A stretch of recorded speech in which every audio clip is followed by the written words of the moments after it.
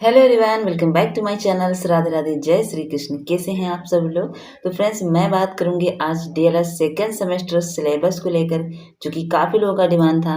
Syllabus पे बात करिए, सेकेंड पे, फोर्थ पे। तो जी हाँ, आज मैं बात करूंगी सेकेंड सेमेस्टर। पहले डीएलएड सेकेंड सेमेस्टर सिलेबस को कितने सब्जेक्ट हैं और आपको प्रिपरेशन कैसे करना है फ्रेंड्स, इसके आज ही मैं बात कर लूँगी। उसके बाद इसके बीच में कोई बात नहीं होगी। क्यों? क्योंकि आप अपने एग्ज़ाम की प्रिपरेशन करेंगे और मैं, ओके।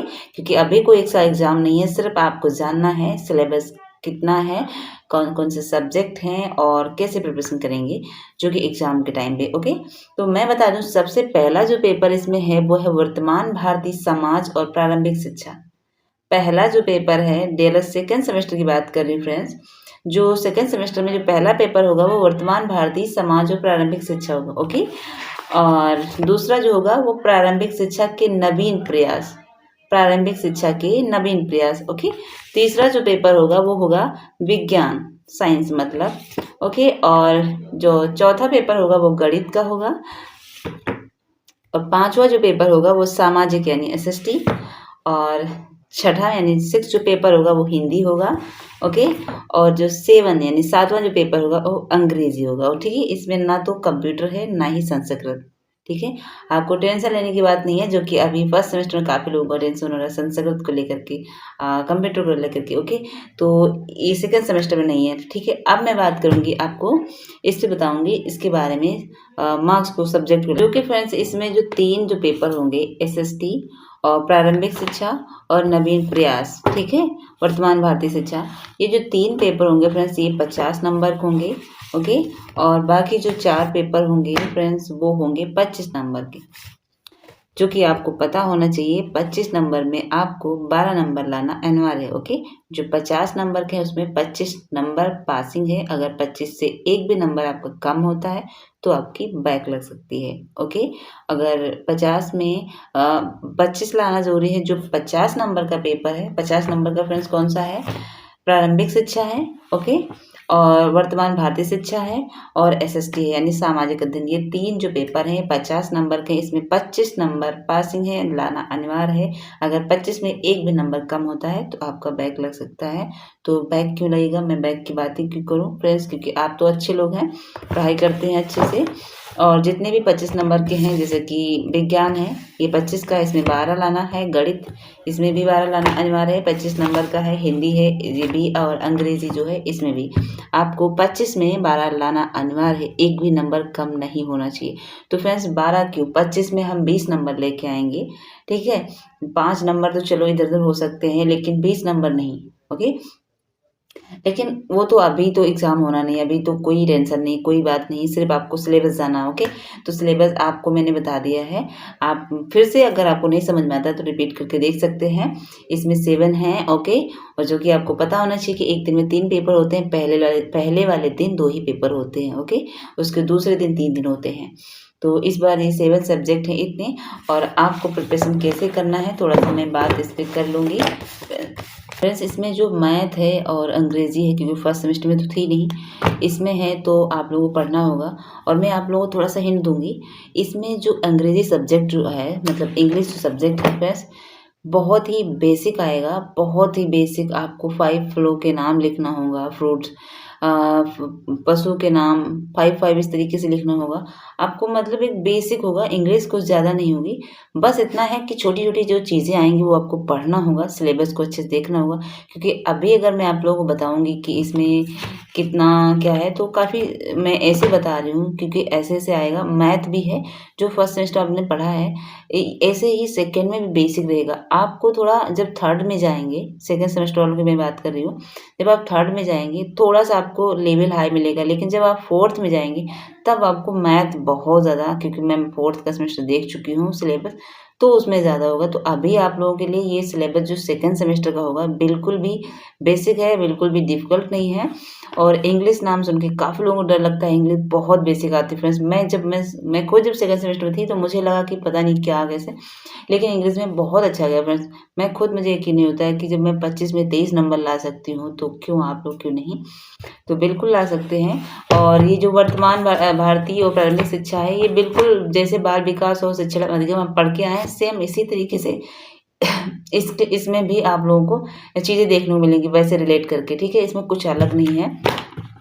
और साइंस भी बहुत बेसिक, बिल्कुल भी एसएसटी सबको पता है, सामाजिक अध्ययन है, जो भी प्रिपरेशन एग्ज़ाम कॉम्पिटिटिव एग्ज़ाम की प्रिपरेशन कर रहे हैं उनके लिए तो ये एकदम बिल्कुल हलवा है, समझ लो। बहुत बेसिक, क्योंकि अभी भी एसएसटी इसमें भी थर्ड में भी थी, इसमें भी बहुत अच्छा पेपर आया।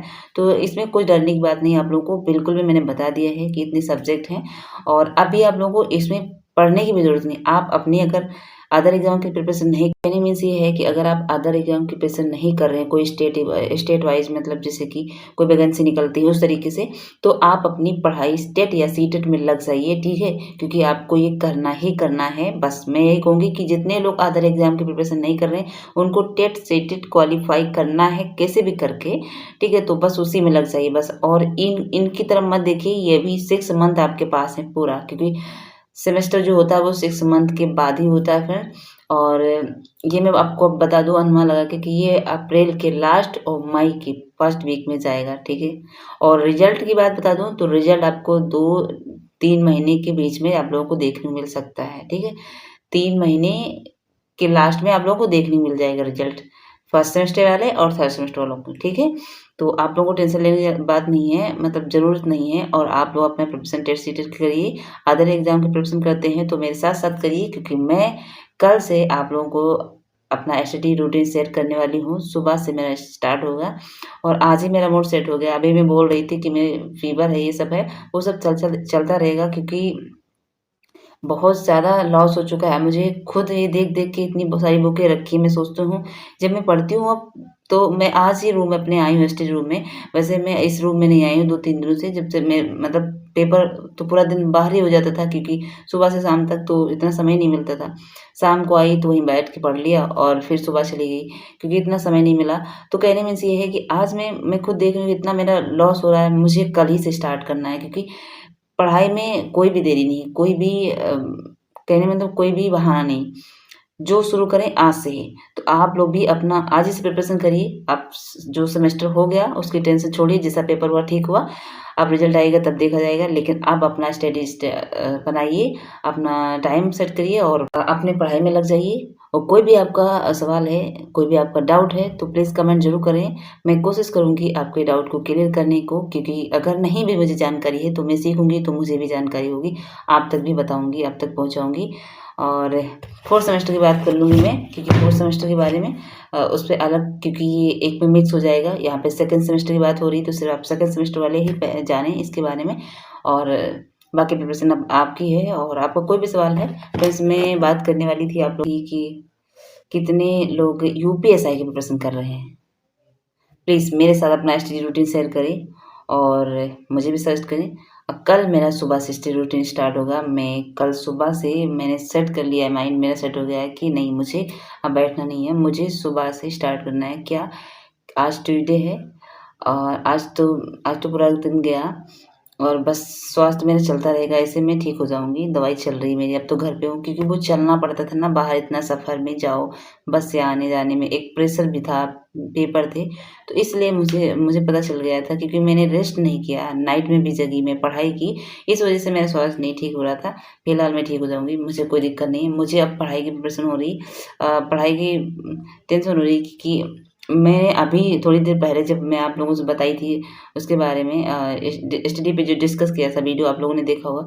उसके बाद मैं देख रही थी कि इतनी बुक्स, ये सारी बुक की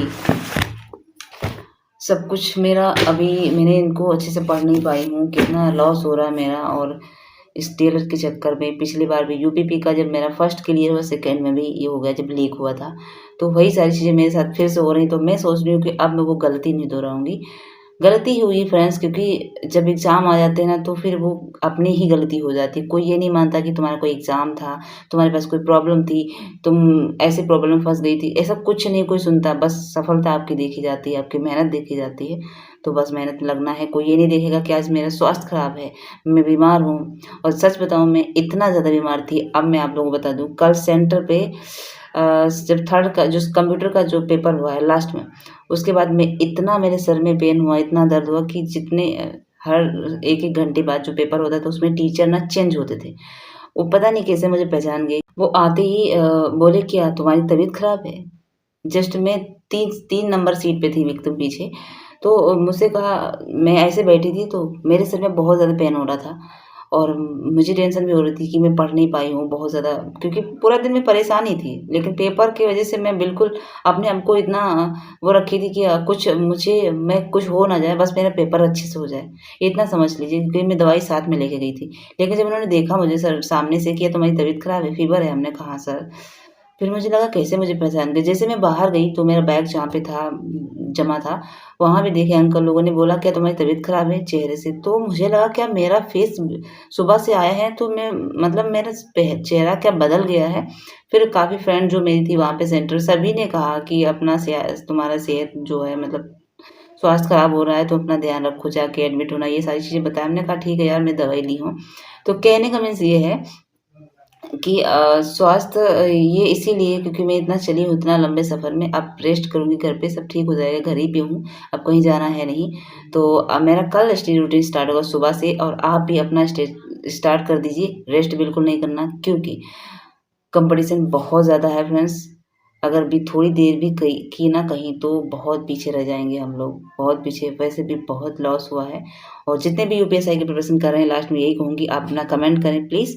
और अदर एग्ज़ाम की भी कर रहे हैं तो आप साथ-साथ करिए। आपका कोई भी सवाल है तो मैं आपको कोशिश करूँगी सजेस्ट करने की, क्योंकि मुझे अच्छा लगता है, क्योंकि मैं प्रेज़ेंट टाइम में टीचिंग करती हूँ ऑफ़लाइन, ओके? तो मुझे अच्छा लगता है ये किसी को सजेस्ट करना, क्योंकि इससे कहीं न कहीं मुझे भी सीख मिलती है। तो इसलिए मैं आप लोगों तक गाइड करूँगी और आप लोगों का सपोर्ट रहेगा प्लीज़।